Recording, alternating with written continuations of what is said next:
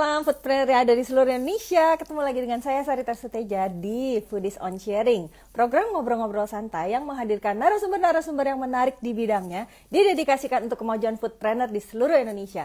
Foodies the first F&B education platform in Indonesia. Malam ini sangat spesial banget karena sebetulnya salah satu narasumber malam ini itu salah satu orang yang cukup bisa dibilang cukup diidolakan sebenarnya sama saya. Jadi hari ini dia bilang bisa, itu saya sebenarnya happy berat gitu. Oh ya, buat teman-teman yang ada di seluruh Indonesia atau dunia bahkan gitu, boleh dada-dada dulu. Dada-dada dulu, sama boleh absen ada di mana aja, sama yang pada mau ngambil catatannya monggo silakan, yang mau nanya juga boleh nanti sama narasumber kita malam ini, tapi di kolom Q&A ya yang di bawah ya, jadi jangan di komen soalnya biar nggak ketumpuk nanti gitu. Kita masih tunggu ya, kita masih tunggu narasumbernya tersambung malam ini karena udah di invite tapi kayaknya masih waiting, menunggu koneksi. Kita tunggu aja ya. Pastinya teman-teman kalau yang pada punya coffee shop atau mungkin berkecimpung lah, maksudnya bergaulnya di Hi I'm here, yes, udah di add, masih nunggu.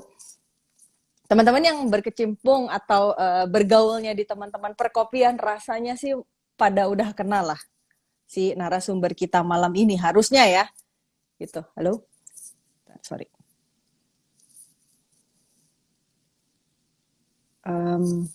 Okay, unable to join. Wait, sebentar ya. Saya coba lagi ya. Kita coba tunggu. Halo. Halo. Akhirnya tersambung juga. Halo. Iya, halo. Apa kabar? Baik, sehat. Kayaknya ini nih, tadi baru habis bepergian jauh ya. Iya, jadi aku ini lagi di Lampung sebetulnya. Oh, ini lagi di Tapi ini semua, Lampung. iya, koneksi oke kan? Halo? Halo? Halo. Sorry, ini kayaknya agak putus-putus. Agak Oke. terputus-putus. Tadi agak putus sedikit. Gimana tadi? Sekarang oke? Agak Koneksinya oke semua? ini ya. Tadi agak putus, sekarang kayaknya udah enggak. Udah enggak Sekarang udah sekarang. oke ya? Oke, sip. Oke, thank you loh Evani mau join. Aduh gila, gue seneng banget sebenarnya apa? Sama-sama. Karena Iya, aku senang banget di-invite karena juga. karena sebenarnya ini buat teman-teman yang pada belum tahu lah. Kayaknya kalau teman-teman yang eh, bergaulnya di seputar perkopian, kayaknya nggak mungkin gak ada yang tahu Evani gitu. Tapi intinya gini, apa? Kalau gue pribadi itu sebenarnya berapa kali kan ngelihat Evani ya, jadi eh apa ya, kalau ngomong tuh bisa dibilang cukup ngefans lah gitu, karena Bisa apa aja ya, loh. ya nggak, bener karena keren banget gitu, maksudnya kan berapa kali ngeliat Evani gini loh, ingat gak sih waktu itu kan 1 Oktober 2000 berapa tuh yang ada ngopi bareng presiden di 17, 17. 2017 ya, itu tuh gue Hmm, ada hmm, hmm. sebenarnya di situ. Oh gitu. Ada gitu, maksudnya kan pas Cuman kita ngeliat tuh belum kan, kenalan ya. iya makanya maksudnya kan pas lihat di situ kan bener-bener apa ya, ih gila nih cewek siapa gitu kok luar biasa, kok udah sering nyeduhin presiden, abis itu muncul terus di mana-mana lagi. Oke, anyway, Sempat viral pula ya walaupun gara-gara masker. wah, walaupun kayaknya banyak yang udah kenal, kayaknya lebih enak mungkin Evani kenalan lagi kali ya, maksudnya kenalan lagi Evani Boleh, ini boleh. siapa, terus apa ya, maksudnya langsung dari Evaninya lah, maksudnya Evan ini siapa, bisnisnya apa aja, terus ya gimana sih ceritanya kok bisa sampai bikinin presiden kopi berkali-kali lagi gitu. Oke, Silakan. boleh, boleh. Jadi sebetulnya tuh kayak aku start ini semua kalau ditanya orang-orang tuh apa gara-gara mikir bisnis coffee shop itu kayak cuan banget makanya ngebuat ini. Tapi sebenarnya enggak. Jadi awalnya tuh memang bener-bener karena ini tuh sebagai kayak curahan hati untuk gimana caranya aku bisa berkontribusi sama Indonesia gitu. Jadi awalnya itu kan aku punya pemikiran seperti itu ketika aku kerja di US gitu. Kalau dibilang apakah aku dari dulu tuh suka kopi? Enggak gitu kan. Aku tuh nggak suka kopi, nggak bisa minum kopi karena setiap kali minum kopi tuh sakit mah gitu, terus pusing. Nah, terus tapi itu pas di Indonesia ya. Terus kan aku belajar sekolah, terus setelah itu kerja sebagai Hmm. auditor. Nah, ya udah kan kerja sebagai auditor sampai tengah malam dan segala macam, dikasih teman kerja kopi, terus pas aku minum pertama kali, loh kok enak gitu kan. Terus habis itu habis dan nggak gejala apa-apa gitu loh, masih fine-fine aja. Terus makanya aku penasaran. Aku nanya dong, loh ini kopi apa? Terus dijawabnya, loh ini kopi dari tempat kamu, ini kopi dari Sumatera loh gitu kan. Terus, oh oke gitu kan bangga. Terus habis itu uh, pas keliling-keliling, pas di Amerika itu emang mereka semua kan kebanyakan serving kopi Indonesia kan, kopi Sumatera kalau di Amerika. Hmm. Terus ya udah mulai minum, mulai ngerti. Nah, pas sampai di Semarang, pas aku for good, karena aku mikirnya, oh ini aku udah di Indonesianya kan, di negara penghasilnya, dan pasti aku dapat kopinya juga jauh lebih enak. Seharusnya kan seperti itu. Tapi kenyataannya aku nggak bisa minum lagi dan gejala kayak sakit mah, deg-degan dan segala macam tuh muncul lagi. Terus aku mikir dong, loh ini kok bisa gitu kan. Terus aku tanya temanku, sama temanku dibilang, ya kamu sih minum kopi Indonesia, coba kamu minum kopi luar. Nah, padahal kan waktu di Amerika aku minum kopi Indonesia gitu kan. Nah, ya udah terus akhirnya aku penasaran ya memang aslinya emang orang kepo gitu kan. Penasaran aku ke Sumatera. Ke Sumatera terus habis itu baru tahu dari situ, oh ternyata kopi kualitas terbaik itu biasanya diekspor gitu sih.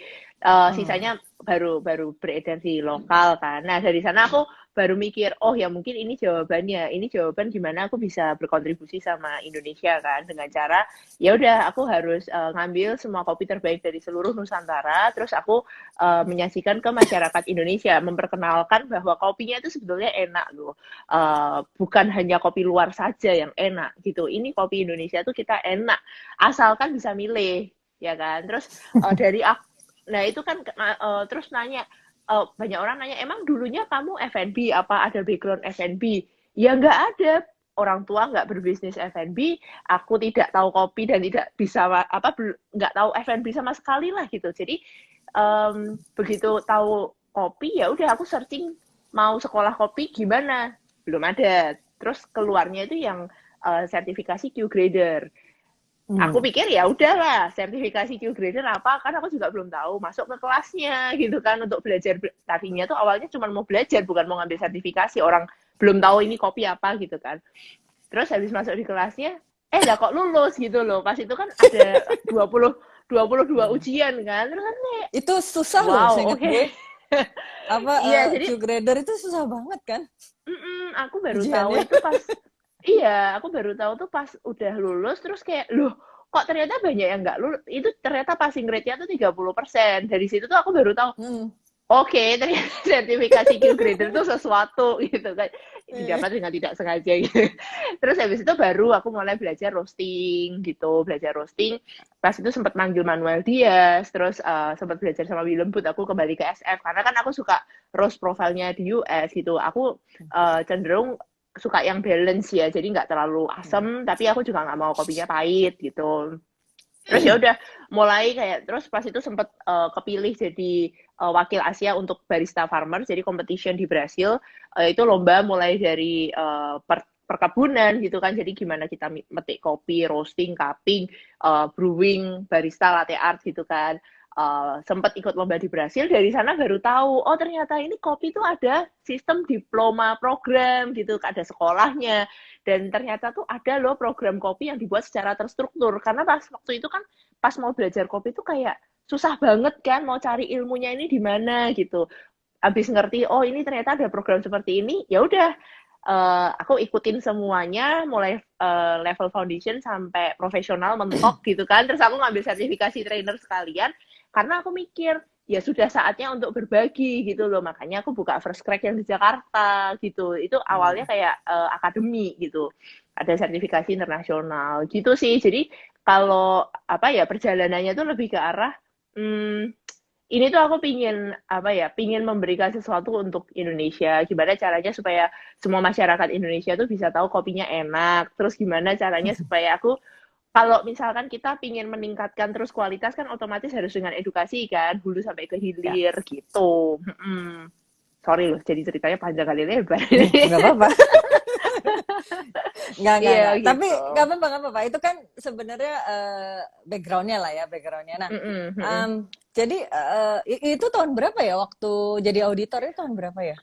Jadi pas aku tuh lulus 2012 kan, terus jadi auditor sampai 2013. Terus Hmm. 2014 itu aku yang mulai ke Sumatera, mulai Hmm, hmm, penasaran itu. Jadi hmm. 2013 akhir aku balik ke Indonesia, balik ke Semarang. Jadi first first crack pertama itu sebenarnya coffee shop atau sekolah? First Akademi. crack Jadi pertama. pas 2013 tuh aku bukanya Strada Coffee di Semarang. Oh ya, ya. Jadi Strada Coffee dulu, terus setelah itu baru setelah dari Brasil tahu Hmm. kan kopi itu ada kayak sistem diploma dan segala macam, baru aku buka yang First Crack Coffee itu.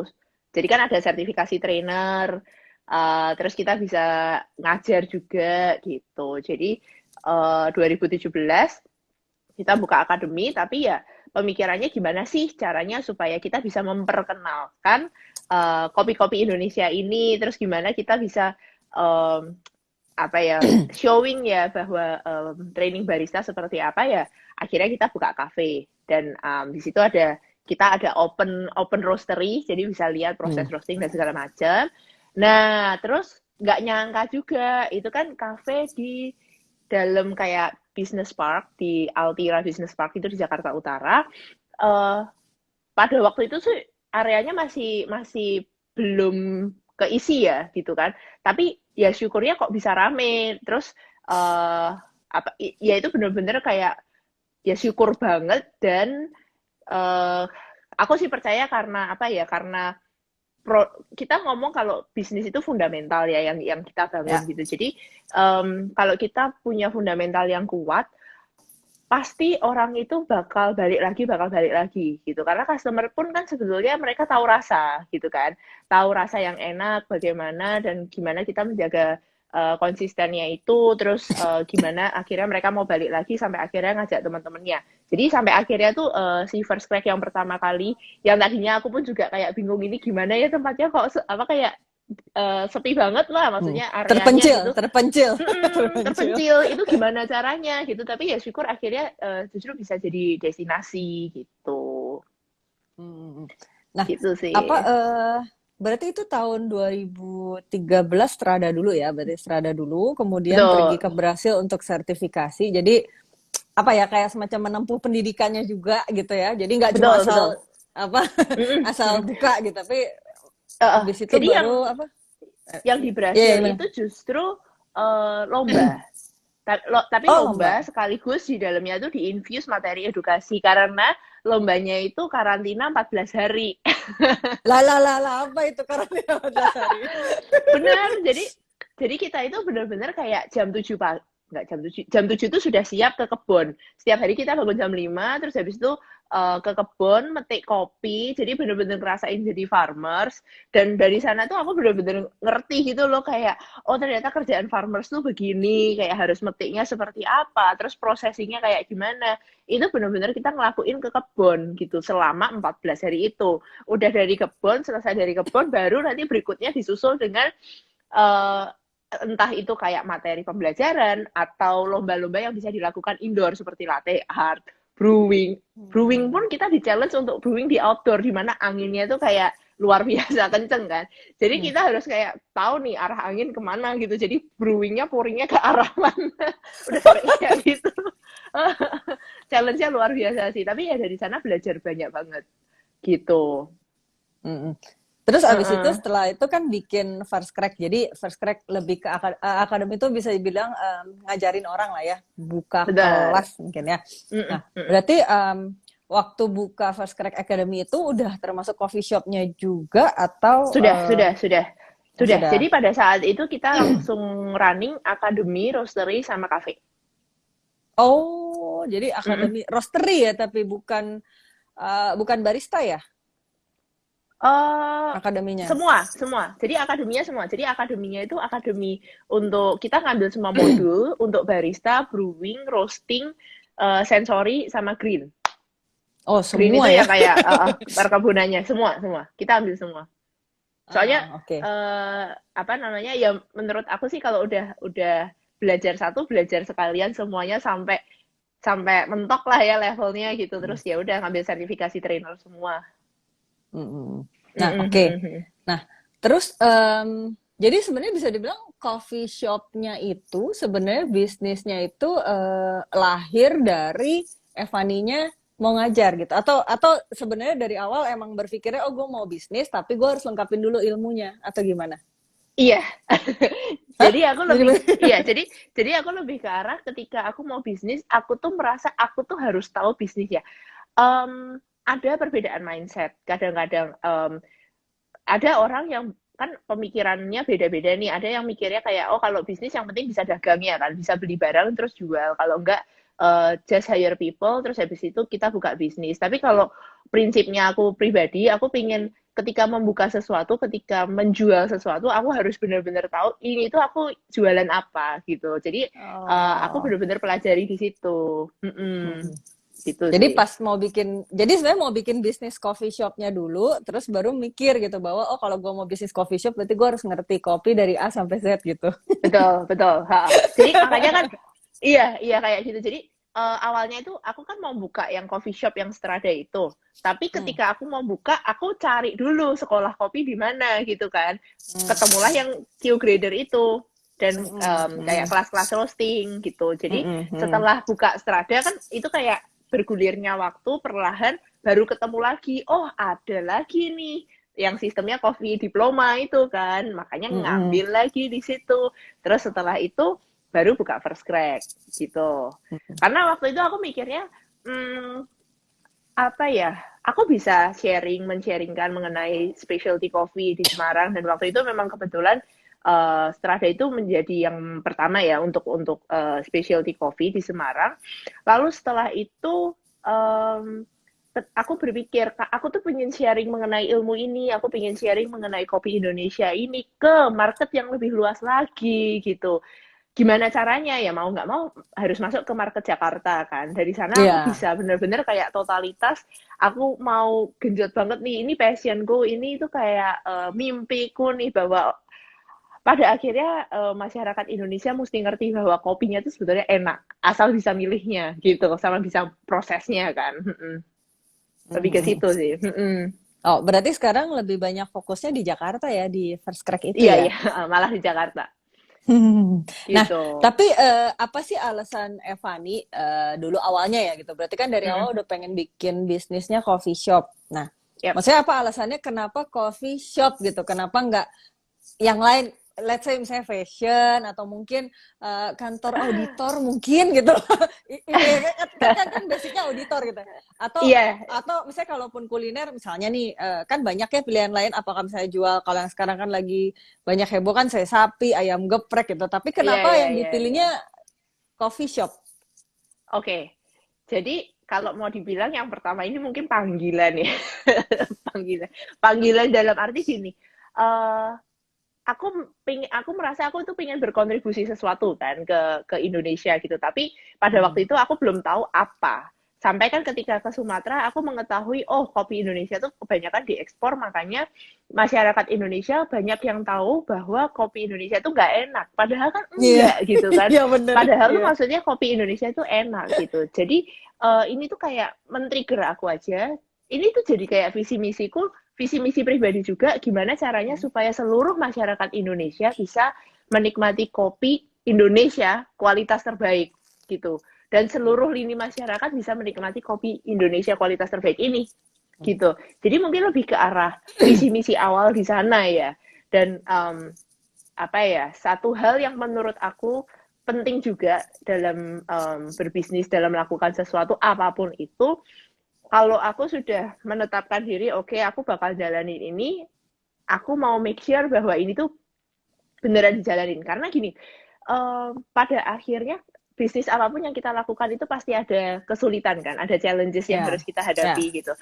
Kalau semisal kita selalu pindah-pindah ya kan, kapan kita bisa mencapai ke goal kita gitu. Jadi ya Hmm, ya hmm. udah tekunin aja gitu. Jadi kalau ditanya orang, oh kamu nggak mau nyoba ini nyoba itu, ya aku masih punya kopi ini dan aku merasa bahwa ini tuh belum belum sampai di ujungnya gitu loh, belum belum selesai gitu, tugasnya tuh belum selesai, PR-ku tuh belum selesai gitu. Jadi aku memerlukan fokus lebih di sana gitu. Jadi ya ya udah masih stay di dunia kopi ini gitu. Karena nggak akan Mm-mm. pernah habis ya sebenarnya kalau ngomongin ilmu Sebet- ya. Betul, nggak akan pernah habis dan maksudnya kan selalu ada update ya setiap Hmm, hmm, saat. hmm, hmm. Heeh, heeh, gitu. Ya, ya, ya. Jadi kalau sekarang ditanya nih misalnya, jadi Ah, sebenarnya perbedaan mendasar antara Strada Coffee sama First Crack apa? perbedaan mendasarnya itu lebih ke arah konsep. Jadi kalau yang Hmm. Strada Coffee itu kan sebetulnya artinya tuh perjalanan kopi. Jadi itu tuh Hmm. bener-bener kayak ya udah perjalananku mulai awal belajar kopi, mulai dari mencari ilmu kopi, mencari kopi Nusantara dari Sabang sampai Merauke. Karena kan aku sebenarnya juga suka ke kebun kan. Jadi kayak ya udah ngiterin aja kebun-kebun dari Sumatera sampai Papua gitu kan. Terus um, aku tuh pingin memperkenalkan ini ke apa market anak muda gitu di Semarang. Hmm. Jadi itu Hmm. muncullah Strada Coffee. Nah, kalau First Crack Coffee itu kita ini lebih ke arah kayak lab ya, lab namanya aja kan Hmm. First Crack gitu kan. First First Crack Crack ya. Oh namanya ya, aja kayak buat yang belum mm, tahu nih, First Crack itu apa sih? Yang apa? Arti filosofisnya. Bukan filosofis apa? ya Artinya, arti yang art benerannya. jadi itu kan sebenarnya First Crack itu kan istilah ilmiah kita di kopi ketika kopi itu mencapai titik mateng. Jadi kalau misalkan popcorn itu kan bunyinya kayak pop pop pop pop gitu kan, udah mateng. Hmm. Nah, kalau kopi itu bunyinya cracking. Jadi kayak crack crack crack Ya. crack. Nah, itu kita namain first crack. Di mana itu merupakan titik awal yang sangat penting karena kopi mulai develop aroma dan rasa gitu. Ya. Karena memang konsep awalnya kita adalah akademi, sekolah. Jadi aku berpikir kayak nama First Crack kayaknya nice ya gitu dan makanya Hmm. logonya First Crack itu juga kayak setengahnya mirip-mirip kayak logo edukasi gitu. Jadi Hmm. aku ngarahnya ke arah sana gitu. Dan kalau dibilang dari kafenya sendiri, um, First Crack ini lebih ke arah lebih mature gitu ya. Jadi secara konsep itu aku ingin membawakan First Crack ini ke arah market yang lebih mature, ke arah market yang mereka tuh kalau ngopi itu benar-benar serius banget gitu. Jadi perbedaan dasarnya sih lebih ke arah sana. Yang satu tuh lebih ke arah kayak ya ini untuk anak muda lebih ke arah fun walaupun tetap specialty ya. Tapi kalau yang First Crack ini kita karena akademi jadinya kita juga ingin membawakan ini ke market yang lebih mature ke arah market yang lebih serius lagi gitu. Ya, ya, ya. Nah, terus waktu pertama kali bikin First Crack sama Strada sih sebetulnya pengen tahu deh. Itu Evani udah ada kebayang misalnya ya pengen scale up gitu. Oh, gue mau bikin target gitu misalnya. Oh, gue nanti suatu saat mau jadi ada di seluruh Indonesia misalnya gitu. Atau misalnya eh, tahun pertama satu, tahun kedua dua, tahun ketiga ketiga. Itu udah ada journey itunya belum? Atau ya udah buka dulu aja deh Uh, gitu. um, Kalau mimpi pasti ada ya. Jadi pada waktu itu kalau mimpi pasti ada. Jadi uh, aku tuh pengen gimana caranya supaya kopi ini kan bisa dinikmati seluruh masyarakat Indonesia semua lini gitu kan. Jadi Ya. tapi proses merealisasikannya itu akhirnya nggak bisa langsung jebret jadi satu gitu. Itu aja kan Strada ya satu di Semarang gitu. Kita Hmm. mengatur sistem, mengatur apa ya pembentuk forming tim itu kan yang apa ya paling challenging ya. Gimana kita bisa menemukan tim yang sevisi sama kita gitu. Ya. Jadi itu takes time. Terus setelah itu kita buka First Crack. First Crack itu jujur terus terang karena kita kayak lumayan apa ya bisa dibilang kayak di dalam suatu bisnis area yang tergolongnya masih sepi dan kita bisa apa ya terlihat rame akhirnya mulai banyak tawaran muncul gitu untuk buka gitu kan untuk buka di Oke. beberapa tempat gitu Hmm. um, akhirnya ya udah kita explore opportunity itu kita expand di beberapa area gitu untuk First Crack jadi waktu itu dalam waktu 2 tahun kita akhirnya buka 4 cabang gitu. Hmm, Terus lumayan ya. iya lumayan waktu itu sempet Lumayan. kayak kerjanya bener-bener tuh. Dulu aku mikir kerja auditor kok sampai lembur-lembur. Ya, ini buka kafe 24/7 ya, udah bukan lagi 80 jam seminggu ini. Paling tidur kayak 3-4 jam gitu ya waktu itu. Cuman terakhir itu kayak aku mikir terus, aku tuh masih pingin bawain apa ya kopi ini ke market yang lebih luas. Caranya gimana? Terus akhirnya kita buka satu brand lagi dengan nama Demi Cinta Kopi gitu. Jadi Demi demi cinta. mm-mm. Tapi sebenarnya itu aku pengennya bacanya tuh Demi Cinta Kopi gitu kan. Tapi Oh, oke, oke. Demi cinta kopi. Oke, ya, ya, ya, ya. Demi Cinta Kopi, tapi ya syukur-syukur ada tambahan Indonesia, tapi kan maksudnya kayak kepanjangan gitu kan, jadi akhirnya Demi Cinta Kopi gitu. Jadi ini benar-benar kayak apa ya, ungkapan dari aku gimana, aku tuh maksudnya melakukan ini semua karena ya memang kecintaanku pada kopi Indonesia gitu. Gimana kopi kopi Indonesia ini yang kualitasnya bagus bisa dinikmati oleh seluruh lini masyarakat gitu. Akhirnya kita ngebuat dan kita launching ini justru pada masa pandemi. Kenapa? Karena waktu itu kan kita ngelihat banyak orang kena layoff gitu kan. Ya. Gimana caranya supaya mereka itu bisa berkarya. Nah, karena aku tahunya kopi ya, jadi kan aku akhirnya oke, yuk ngajak mereka untuk berkarya melalui kopi, melalui Demi Cinta Kopi ini gitu. Terus harganya yang aku jual pun cenderung apa ya affordable untuk semua market dan karena pas itu launching pada masa pandemi, akhirnya aku terpikir gimana kalau aku membuat kopi yang sehat gitu. Jadi aku membuat herbal Hmm. kopi, ramuannya kayak misalkan kopi dengan beras kencur, kopi dengan kunyit asam, Oh. kopi dengan jahe gitu. Jadi itu merupakan product differentiation-nya kita juga. Dan Hmm. syukurnya sih sampai saat ini um, lumayan bisa diterima ya oleh market Hmm. gitu. Hmm. Hmm. Hmm. Jadi kalau kembali lagi Ber- ke pertanyaan dari awalnya tuh gimana? Udah planning belum? Kalau planning secara aku mau ini di tahun kesekian ini terus terang enggak karena yang aku kejar di awal itu adalah gimana aku bisa terus mencari kopi Indonesia kualitas terbaik gitu. Jadi kayak memang Oh. kita tuh setiap saat itu selalu, apalagi kalau setiap panen kan, kita selalu kayak sampling lagi. Ini masih bagus apa enggak, kualitasnya seperti apa. Kita terus cari apakah ada yang lebih baik lagi, apakah ada yang lebih baik lagi. Fokus kita di sono sebetulnya Hmm. Hmm. gitu. Hmm. Jadi Hmm. kalau untuk urusan expansion bisnisnya, ya baru mimpi gitu kan. Ternyata terjadi. Gitu. Oke, Mm-mm. teman-teman mau ngingetin lagi ya. Jadi pada nanyanya di kolom Q&A ya di bawah ya. Soalnya kalau di komen takutnya ketimpa. Tadi kayak ada beberapa yang nanya-nanya. Tolong ditulisnya di kolom komen karena nanti di mendekati akhir aku akan bacain pertanyaannya untuk Evani. Jadi ditulisnya di kolom Q&A biar kekumpul juga sih sebenarnya pertanyaan-pertanyaan. Oke, lanjut nih. Berarti apa? Nah, waktu apa nih maksudnya gini. Berarti kan akhirnya sambil jalan tapi apa ya? Cabangnya membesar ya kayak tadi kan ada dalam waktu 2 tahun tiba-tiba jadi 4 gitu kan. Itu Iya, kan iya itu sih itu lumayan. kan lumayan challenge itu kelihatannya Iya, ya. iya, Maksudnya iya, sampai iya, iya. tidurnya juga habis waktu tidurnya kan. Iya, Nah, iya, iya.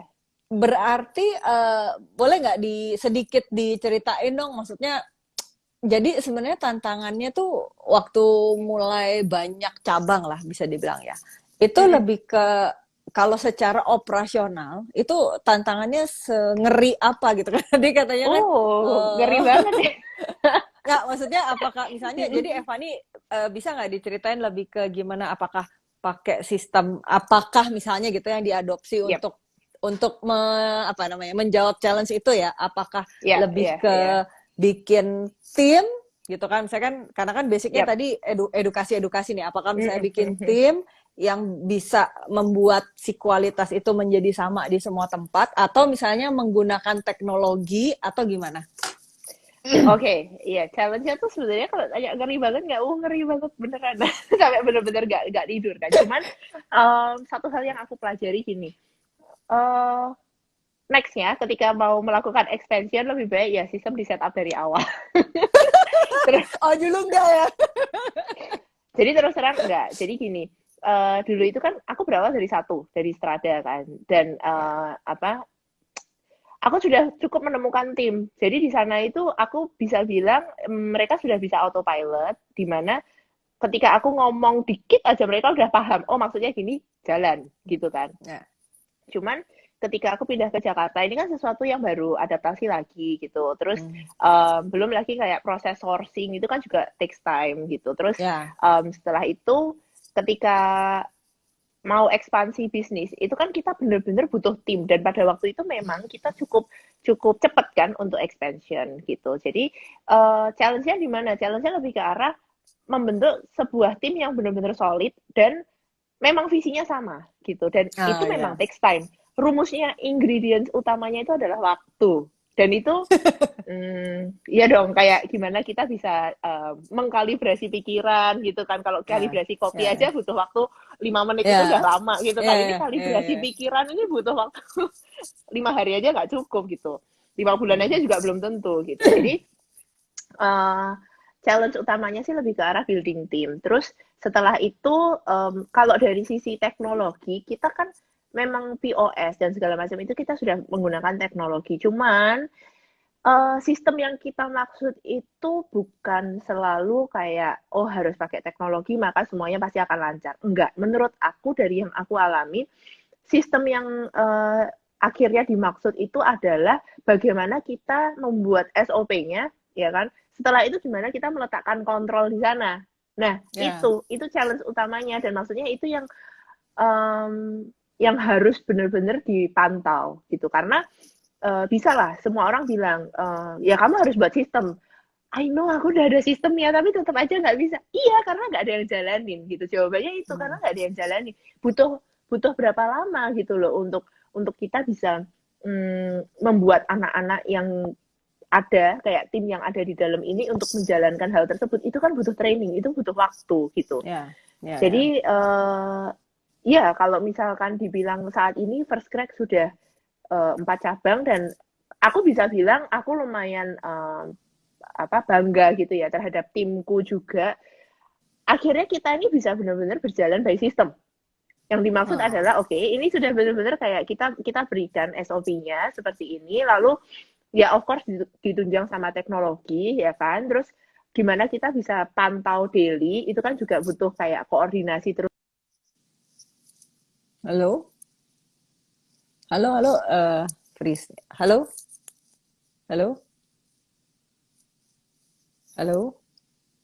Kayaknya ini tadi agak-agak Sorry sorry. ini ya tadi. Kayaknya ada telepon masuk ya. Suka Iya. gitu biasanya. Oh, uh, Enggak. iya jadi aku ada set Instagram limit ternyata. Instagram Oh, limit ya time ampun. Oke, supaya nggak oke. kebanyakan main. Oke, lanjut, lanjut, Iya, lanjut. aku lupa, sorry. Terus habis itu, jadi setelah setelah mereka benar-benar melakukan ini dan komunikasi itu menjadi hal yang nomor satu paling penting ya, yang aku rasakan gitu. Gimana kita Ya. bisa bisa betul-betul berkomunikasi untuk apa ya? Apa yang baik, apa yang kurang baik, apa yang bisa kita improve selalu gitu kan. Itu ternyata Hmm. menjadi rumus utama yang paling penting gitu. Karena kalau misalkan dan itu challenge juga buat aku gimana caranya supaya kita sebagai leader itu bisa selalu terbuka terbuka terhadap Ya. kayak oh apa sih yang terjadi di operasional karena mereka tentunya lebih tahu gitu kan terus oke, mereka memiliki problem terus kita yuk brainstorm kita solusinya terus seperti apa jadi yang kita butuhkan sebetulnya improvement dan perbaikan yang step by step gitu dan itu lebih sustain daripada aku pokoknya mau besok kamu bener gitu ya nggak bisa gitu. Lebih ke arah itu sih jadi ya memang memang butuh sabar juga ya. Hmm. Itu kan Mm tadi -mm. kalau ceritanya Fani lebih banyak ke SDM ya. Tadi kan sempat Mm -mm. disebutin juga tentang apa sourcing ya. Sourcing tuh maksudnya pengadaan bahan baku atau gimana? Um, sourcingnya itu maksudnya nggak lebih lebih ke recruiting ya. Jadi Oh, kayak recruiting. jadi lebih ke Ya, lebih arah ke kayak SDM ya. hiring tim, gimana kita bisa menemukan tim yang bagus gitu ya, tim yang bukan bagus lah maksudnya kita bisa aja kayak hiring banyak tim yang pintar gitu kan, yang maksudnya Hmm. mungkin cum laude Hmm. gitu, cuman mungkin nggak sevisi sama kita ya nggak akan bisa berkembang bersama. Yang kita perluin itu kan tim yang bisa berkembang bersama gitu kan. Hmm. Berarti itu Iya, Sarita harus juga pasti pernah ngalamin nih, Lea udah ketawa-ketawa dari tadi. Iya, enggak. Tapi berarti itu managing people. Iya, managing people sih itu. Iya. Tapi kalau dari sisi misalnya gini, oke itu kan tadi berarti sourcingnya juga di SDM ya. Mungkin itu tantangan terberatnya mungkin dalam hal SDM berarti ya. Nah, another challenge misalnya kayak kan kalau ya maksudnya one thing kalau SDM tuh tantangan terberat, yes. I totally agree sih sebenarnya totally agree. Karena itu yang paling berat memang gitu kan. Karena yang kita manage makhluk hidup juga yang punya pikiran ya. Jadi Betul. dan kadang-kadang kalau pikirannya sendiri-sendiri nggak sejalan, emang lebih sulit sih untuk sinkron. Untuk kalibrasi tadi bahasanya kalibrasi. Untuk kalibrasi. Nah, tapi kan maksudnya ada juga another sourcing another challenge yang saya kalau teman-teman yang lain tuh suka juga ada yang bilang bahwa lebih ke bahan baku atau rasa tidak konsisten. Itu Eva nih ngerasain juga nggak? Misalnya nih kayak apa ya? Let's say contoh ya. Kan kalau ngomongin kalibrasi terus ngomongin apa sih harus ini kalau istilah gue salah tolong dibenerin ya. Takutnya salah ngomong juga.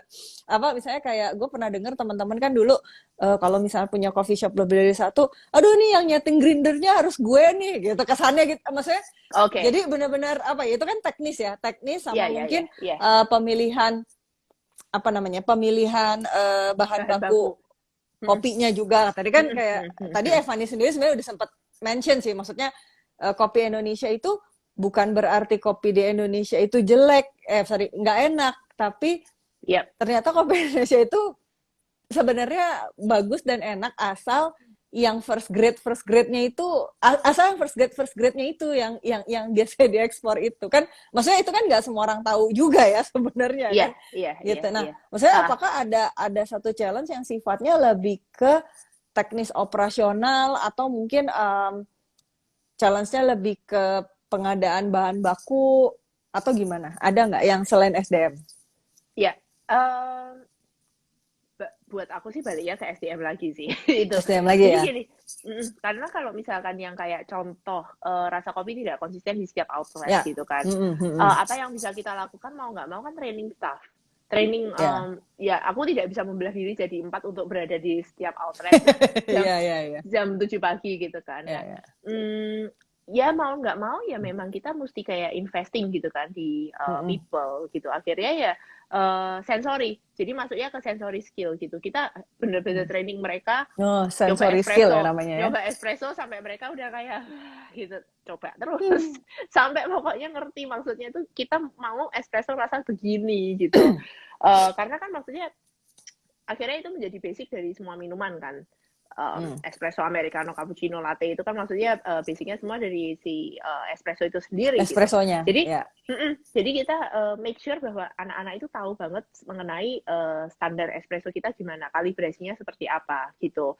Terus kalau misalkan dari bahan baku lainnya, semisal dari produk-produk yang utama ya, dari misalkan kayak air itu aku pasti QC terus gitu kan. Kalau udah ketawa lagi dari wah itu juga ternyata walaupun kita beli dari supplier dan supplier yang sudah punya nama pun itu bisa berubah gitu karena aku sampai pusing ini gimana gitu. Cuman ya memang itu suatu hal yang harus kita hadapin gitu kan. Dan untungnya karena maksudnya anak-anak ini sudah pada ngerti kan, udah pada ngerti rasa, mereka akan ngomong, loh ini kok kopinya rasanya beda gitu kan. Nah, kopi rasa beda ini kenapa? Kita lacak ke belakang, oh air gitu kan ketahuan. Ya udah, kita benerin lagi dari sisi air.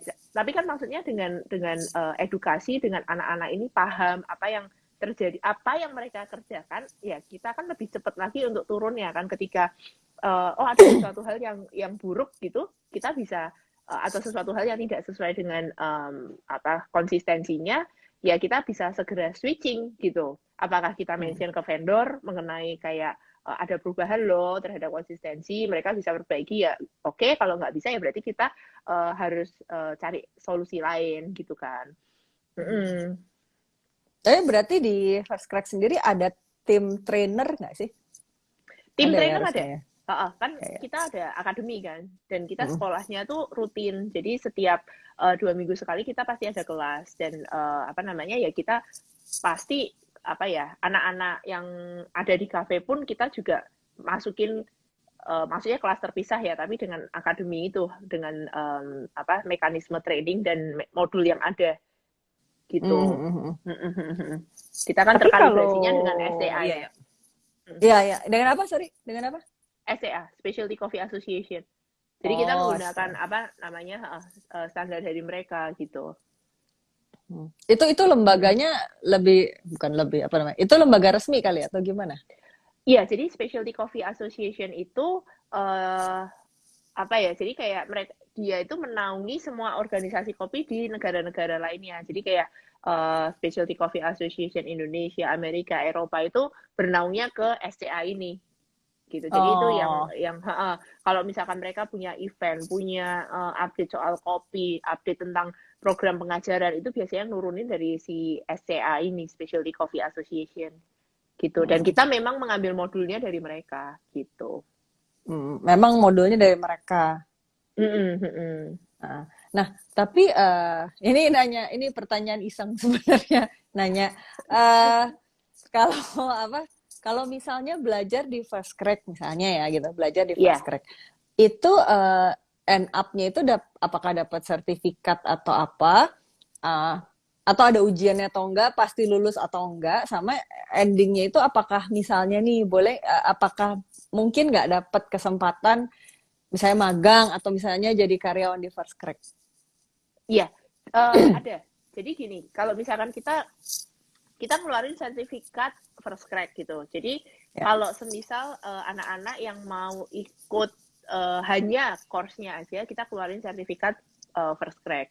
Nah, kalau kita mau ngambil sertifikat yang SCA tadi, yang dari SCA, itu kita harus ikut ujiannya mereka, gitu. Jadi, Oh, dan itu maksudnya ada yang mau ikut, ada yang cuman pingin tahu kan, tahu knowledge-nya aja gitu. Jadi, ujian ini menjadi opsional. Kalau misalkan mereka mau ngambil ya udah mereka berarti mendapatkan certification dari SCA gitu. Nah, ada lagi nih students yang memang mau ngambil sertifikasi dari SCA gitu kan. Itu pun kan ada level-levelnya. Jadi level foundation, intermediate, profesional gitu. Pasti lulus nggak? Enggak gitu. Jadi kalau misalkan enggak, iya ya. sorry to say tapi kayak lebih baik belajar lagi gitu loh. Karena kalau misalkan kita cuman keluarin sertifikat, tapi kita ngerti kayak anak ini sebenarnya masih perlu skill ini loh untuk lulus sebetulnya, tapi kita lulusin aja, itu kan sebetulnya nggak membangun juga kan. Jadi ceritanya mereka masa bayar kita hanya untuk mendapatkan sertifikat kan menurut aku kurang kurang Ya. oke ya. Ya itu maksudnya aku punya pemikiran lah gitu. Nah, terus kalau misalkan ada anak yang sudah ikut sertifikasi atau kelas di akademi, bisa nggak jadi magang atau kerja di First Crack? Bisa. Itu kita sudah Oh, bisa. sudah lakukan juga. Tapi itu juga maksudnya tetap melalui seleksi lagi ya Ya. gitu. Ya, Jadi ya. pun sudah melakukan apa menjadi murid, nggak langsung bisa keterima gitu. Mm-mm. Itu berarti balik lagi ke anaknya kali ya. Maksudnya dia harus tetap melamar seperti pelamar lainnya gitu ya. Iya, karena kita pingin apa ya, pingin ketika mereka masuk ke First Crack, mereka tuh benar-benar mau melakukan standar servisnya kita, di mana Ya. semuanya tuh walaupun yang apply barista, aku tuh pengennya kayak mereka mengawalinya tuh dari hospitality, mereka mau melayani tamu, Ya. mereka mau ramah ke tamu, jangan cuma berdiri di belakang bar ngebuat kopi aja gitu sih. Itu kalau dari aku ya. Karena Ya, aku ya. pengennya kayak justru barista itu bisa ngobrol sama tamu, jangan jangan cuma maunya buat produk aja gitu. Karena kan sebetulnya kayak sebagai barista itu kan kita lebih tahu ilmu kopi dong, harusnya ya daripada teman-teman yang apa masih di posisi waiter atau yang baru Ya. masuk gitu kan. Jadi Ya. seharusnya justru para barista ini bisa memberikan contoh yang baik dengan memberikan Ya. edukasi kopi gitu. Jadi dan ya gestur seperti itu ya bisa kita dapatkan apabila kita udah apa ya memiliki jiwa melayani orang dulu kan. Gitu Hospitality sih. ya. Iya, hospitality-nya dulu. Oke, Evani, sebelum kita move to next question ya, tapi aku Mm-mm. boleh ya ada beberapa informasi lah dari kelasnya Foodies. Nah, Mm-mm. pengen nginfoin juga buat teman-teman yang lagi pada lihat IG live kita ini, gitu kan. Jadi Foodies ini sebentar lagi sih, ini sebenarnya hari Rabu deh. Itu kita ada satu kelas namanya MBK Membangun Bisnis Kuliner dari Nol. Batch-nya udah ke-16. Jadi betul ini tuh sebetulnya kelas yang kita khususkan untuk teman-teman yang baru mau bangun bisnis kuliner atau yang masih di tahap awal membangun bisnis kuliner dari nol. Batch ke-16. Nah, untuk pertama kalinya kita hadir secara online dan offline karena biasanya offline doang. Sekarang kita online dan offline karena pandemik ya. gitu karena Mm-mm. pandemik.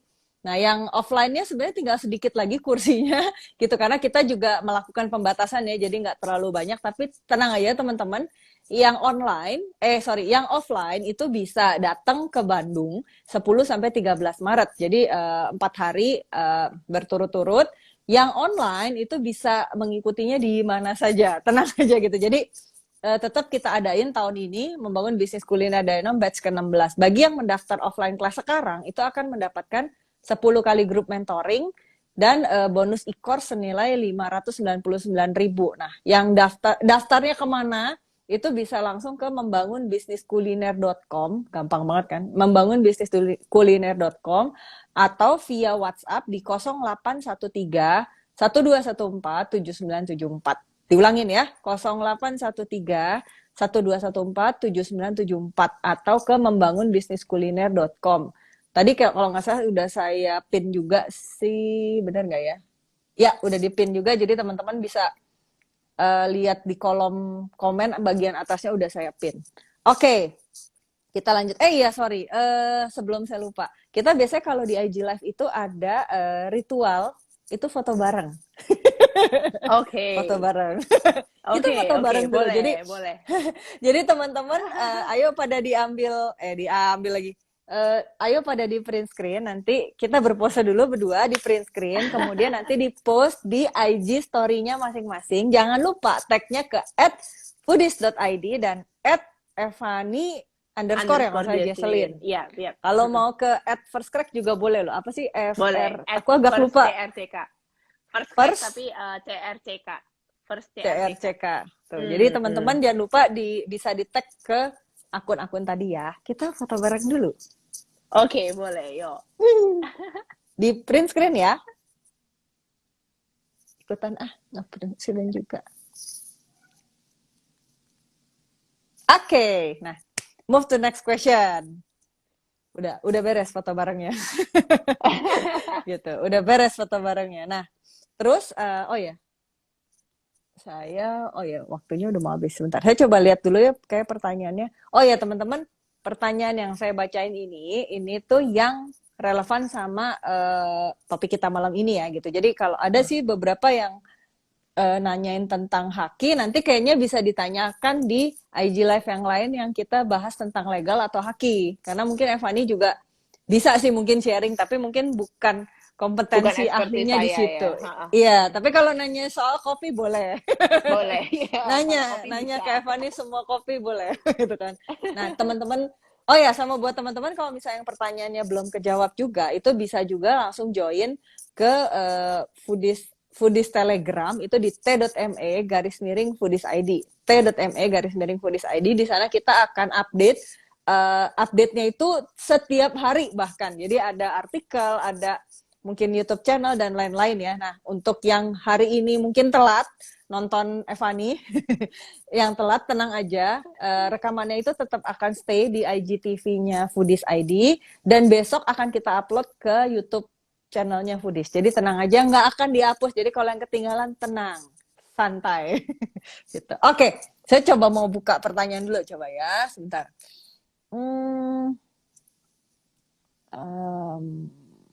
Oh ini ada yang nanya nih, tapi dijawab aja lah ya, bentar. Apakah First Crack satu-satunya yang mengeluarkan sertifikat SCA di Indonesia? Coba dijawab dulu Evani. Aku nggak tahu soalnya nggak bisa jawab juga. Iya. Kalau setahu Oh iya. aku ada beberapa instruktur yang memiliki sertifikasi SCA.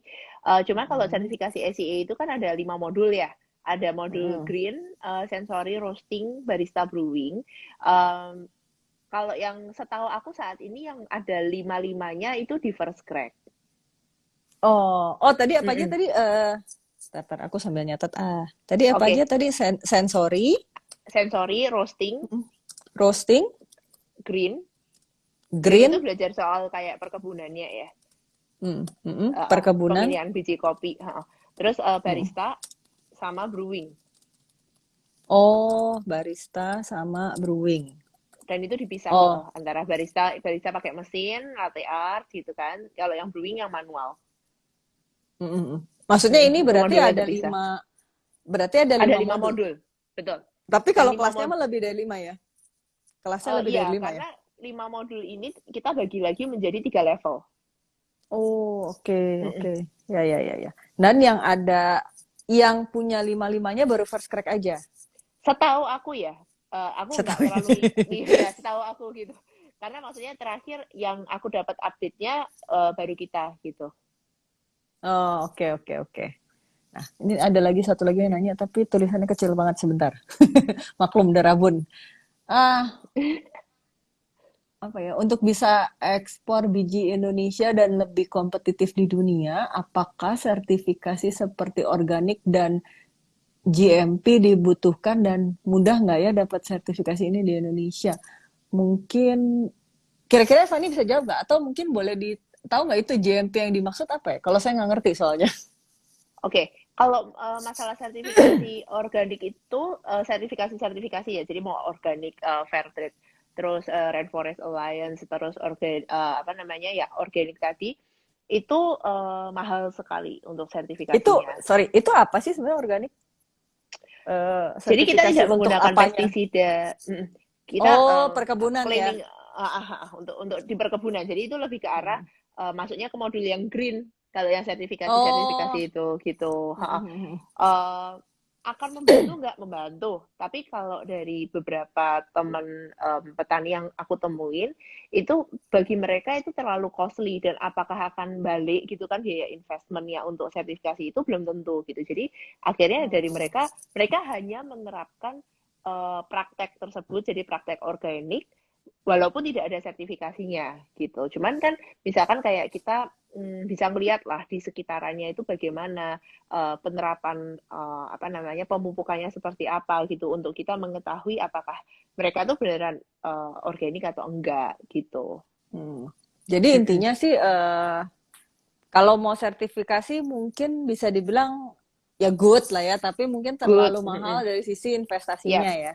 betul, Gitu. betul. Jadi lebih Mm-mm. baik tadi menggunakan apa tadi? Ya, kita menerapkan praktek organik aja gitu kan. Oh ya. Dan ya, dan kita bisa showing juga. Toh sekarang juga di zaman digital kan. Jadi kita bisa showing aja bagaimana kita treatment Ya, perkebunan betul kita betul. gitu. Mm-mm, mm-mm, Ya ya, berarti itu salah satu triknya juga ya. Maksudnya mm-mm. daripada harus mengklaim-klaim bukan mengklaim, apa harus sertifikasi yang legit gitu yang benar-benar sampai sertifikasi mungkin kan terlalu jauh investasinya ya. Kecuali ya memang pengen Kecuali aja memang gitu. mau. Kalau misalkan memang mau ya nggak apa-apa gitu. Mhm. Tapi salah Mm-mm. satu triknya agar tidak terlalu besar secara investasi untuk sertifikasi tersebut, mungkin ya bisa Mm-mm. mengambil pendekatannya tetap melakukan prosesnya gitu ya, Tetap melakukan prosesnya betul, betul. melakukan prosesnya dan mungkin bisa apa ibaratnya diklaim, self Mm. claimnya tuh lebih ke apa namanya? Dalam tanda kutip ya, maksudnya bisa di self claimnya itu bisa di show off-nya itu lewat sosial media karena kan ya Betul. sekarang semua orang sudah digital apalagi pandemik ini makin apa ya Iya, makin makin ini ya semuanya makin webinar kayak kita terhubung. gini. Ya ya ya ya ya ya. Tapi Mm-mm. sebenarnya ini sorry tadi kayaknya ada yang nanya lagi. Bentar ya, aku cek dulu tadi kayaknya yang Oke. berhubungan dengan kopi. Soalnya tadi yang ditanyain sih tuh biasa aku sih nggak ngerti gitu. Nggak ngerti aku. Nah, em, ini nih, aku yang tanya HPP tanda soal kopi. Oh ini dia bilang dia karena dia mau turunin HPP dengan cari gramasi lain, apalagi ganti dengan air jadi watery banget rasanya. Apakah ada saran atau strategi? Oh mungkin maksudnya gini. Ini kayaknya berhubungan dengan HPP dan teknis kayaknya deh. Teknis Mm-mm. produk kayaknya ya. Jadi Mm-mm. Mm-mm. karena dia pengen nurunin HPP, ada nggak sih trik atau strateginya? Apakah mungkin gitu ya gramasinya dikurangin atau mungkin karena kan kalau misalnya gramasi dikurangin nanti airnya tetap jadi watery kan terlalu encer mungkin gitu ya atau Yap. misalnya ada nggak sih Fani misalnya kayak misalnya ya ini tolong dikoreksi juga kalau salah gitu possible nggak sih misalnya gramasinya mungkin dikurangin tapi mungkin dengan teknik temping atau teknik tertentu lah itu bisa menghasilkan kopi yang mungkin secara kepekatan mungkin ya itu Mm-mm. mirip-mirip gitu tapi nggak watery. Ada nggak sih sebenarnya triknya yang kayak begitu? Oke, kalau ini berarti kita ngomongin kopi hitam aja ya, atau maksudnya kayak kopi ramuan nih, yang untuk HPP-nya. Karena kan Hmm. approach-nya beda. Kalau Oh misalkan, gitu. let's say, oke, kalau misalkan bicara soal watery, kita anggapnya ini kopi ya, kopi hitam gitu. Kopi Kalau kopi hitam. hitam sendiri, kalau kopi hitam sendiri itu kan sebetulnya kita ada yang namanya 3T. Jadi rumus brewing ya. Jadi Hmm. time, temperatur, turbulence, di mana kita bisa memainkan ketiga variabel tersebut. Uh, Kalau misalkan kita bisa memainkan ketiga variabel tersebut, itu kan kita bisa apa ya? Misalkan kopinya terlalu watery, kita bisa coba adjust grind size-nya menjadi lebih fine. Atau kita pakai suhu yang lebih tinggi gitu kan. Ya, ya. Atau kita kayak aduk-aduk, jadi kayak turbulensinya kita berikan lebih banyak gitu. Jadi selain gramasi kita mungkin perlu ngecek ke faktor-faktor itu tadi, time, Hmm. waktunya seperti apa, temperatur, suhu air yang kita pakai bagaimana, terus turbulensi yang kita berikan seperti apa gitu. Hmm. Oh, berarti Mm-mm. ngakalinnya dari sana itu kalau kopi hitam. Kalau misalnya untuk kopi yang ini deh, apa kopi-kopi, ini gue nggak tahu nama Yang istilahnya apa kopi ya. Misalnya ramuan ya, kayak, ya misalnya kayak kayak cappuccino atau misalkan es kopi susu mungkin sekarang lagi booming juga ya. Es kopi ya susu atau cappuccino atau apa ya, kayak piccolo apa lah. signature coffee. Ya, signature ya namanya. Ya, ya. Ya, Jadi ya. kalau signature coffee itu kan jadi gini, kalau misalkan prinsipnya aku, gimana caranya supaya kita itu nggak menurunkan kualitas standar yang kita berikan ke customer. Karena kan customer ini Ya, ceritanya membayarkan harga yang sama dan kita apa namanya memberikan produk yang kita janjikan dari awal gitu kan. Nah, kalau ya. misalkan kita memang sudah komit untuk memberikan produk seperti ini dan harga sekian ke customer, menurut aku ya harus dipenuhi gitu. Jangan apa ya, aku tahu pasti di kondisi pandemi ini maksudnya traffic customer itu nggak akan terlalu tinggi, nggak akan setinggi seperti kayak masa sebelum pandemi. Cuman Ya. gimana caranya kita bisa tetap survive di F&B ini, salah satunya adalah maintain kualitas. Itu kalau dari point of view-nya aku maintain kualitas. Karena apa? Dengan kita justru nurunin kualitas, nanti customer itu malah malah apa ya kayak aduh aku lebih nggak mau balik lagi gitu. Hmm, Nah, hmm. terus kalau semisal problem yang terjadi adalah harga bahan baku itu naik, ya kan? Ya. Kalau misalkan harga bahan baku itu naik, berarti kan kita sebetulnya punya dua opsi. Opsi yang pertama adalah naikin harga jual, ya kan? Karena ya maksudnya ketika kita nggak mungkin lah jual jual barang 10 tahun yang lalu sama saat ini harganya sama, ya kan? Emang kan Hmm. pasti ada kenaikan harga bahan baku juga dan itu normal gitu kan, asalkan ya naiknya masih wajar gitu. Atau alternatif Hmm. kedua, ya kita cari alternatif bahan pengganti, asalkan dengan rasa yang sama. Kita harus adjust rasa yang sama gitu loh. Kalau Hmm. enggak, Hmm. Hmm. eliminasi gitu. Ketika ketika harga bahan itu udah kita nggak bisa diapa-apain lagi, ya sudah mau nggak mau eliminasi kan. Daripada kita menurunkan kualitas, mendingan mendingan kita mencari alternatif resep yang lain gitu. Hmm, hmm, hmm. Maksudnya Mm-mm. berarti kopi campurannya itu ya, maksudnya Kopi mungkin campurannya misalkan lain, misalkan eh, kayak uh, apa namanya, ngawur aja nih ya. Semisal Ya. awalnya aku jual karamel latte gitu kan. Terus Ah. harga karamel di mana-mana naik nih. Kalau misalkan kita naikin harga nanti customernya malah lari, malah nggak mau. Tapi kalau misalkan kita per sedikit karamelnya nanti malah rasanya nggak enak gitu kan. Jadi apa yang Mm-mm. harus kita lakukan ya sudah, misalkan kita eliminasi si karamel latte, lalu kita gantikan dengan misalkan vanilla latte gitu kan, contoh gitu. Oh, jadi bijinya yang Misalkan diganti ya? eh, bukan biji ya, kayak misalkan Sorry, eh, apa ya? kayak ingredients-nya. Jadi ya Oh, tetap oke. namanya juga harus dibedain ya kan. Yang di awal misalkan karamel latte ya, ini kita mesti sebutnya ya vanilla latte gitu. Memang bahannya diganti gitu. Dan kita memang sudah tiadakan yang itu kan, seperti itu ya. Tapi kan kalau kembali, apakah itu menjadi jualan kita yang utama atau itu menjadi kayak apa ya, sebagai tambahan aja, itu juga merupakan faktor pertimbangan. Mm-mm. Mm-mm, gitu. Oke. Nah, oh ya buat teman-teman jangan lupa ya yang pertanyaan yang belum terjawab itu bisa juga join ke channel Telegramnya Foodies di t.me/foodies_id.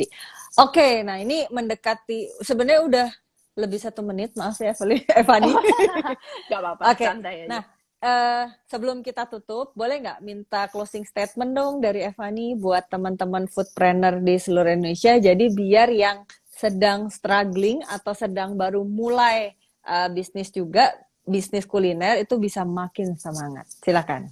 Iya, buat teman-teman semua yang sedang menjalani bisnis kuliner ini, terus semangat, karena aku yakin pasti ada suatu manfaat yang bisa kita ambil di sini. Ketika kita slowing down, itu mungkin ada tandanya kita perlu ada perbaikan sesuatu di dalam, entah itu sistem kita, entah itu cara kita, strategi bisnis kita. Mungkin itu hal yang bisa kita ambil dan kita petik. Kalau aku berpikir juga saat ini adalah, mungkin kita ini kan seperti anak panah ya kan. Ketika anak panah itu mau maju dan melesat, kita harus mundur dulu sesaat gitu kan, sebelum Wah, ditembakkan untuk maju melesat gitu. Tapi yang penting apa? Yang penting juga seperti anak panah ini, kita harus fokus gitu. Ketika kita sudah komitmen untuk melakukan suatu hal, ya kita harus benar-benar dedikasi dan komitmen untuk menyelesaikan hal tersebut dan bertanggung jawab terhadap apa yang sudah kita pilih di awal gitu. Semoga sukses selalu teman-teman, yang penting jaga kesehatan. oke. Terima kasih Evani buat ngobrol-ngobrolnya 1 jam. Kayaknya 1 jam nggak cukup ya. Iya, thank you banget Sarita, thank you Foodies. Nanti Udah kapan-kapan invite. kalau di invite lagi masih mau kan ya? Boleh dong, boleh dong. Siap. Oke, Seru kalau gitu banget thank you. ngobrolnya. Thank you. Thank you Thank Evani, juga you. thank you buat teman-teman yang masih di sana, di ujung sana masih nonton gitu. Jadi nantikan Foodies on Sharing kita selanjutnya. Selamat malam. Thank you Malam. Evani. Thank you.